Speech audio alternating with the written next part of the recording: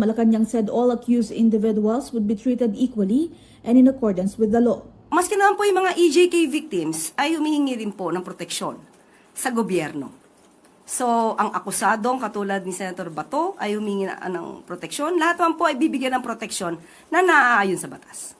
Palace Press Officer Claire Castro also dismissed De La Rosa's statement that President Marcos could face charges or arrest after leaving office.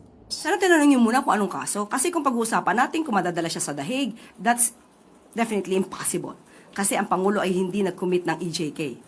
In an interview with News 5's Frontline Pilipinas, De La Rosa said he has no regrets about returning to the Senate. May pagsisisi ba na nagpakita ka at bumalik kayo sa Senado? Wala akong pagsisisi. Desisyon ko yun eh. Ang pinagsisihan ko ngayon kung bakit ako masyadong matapat sa aking tungkulin from day one of my military and police service. Bakit ako nagtrabaho ng husto? Yun rin pala. At the end of the day, mamalasing ka lang rin pala sa yung tapat na pagsisilbi ng bayan.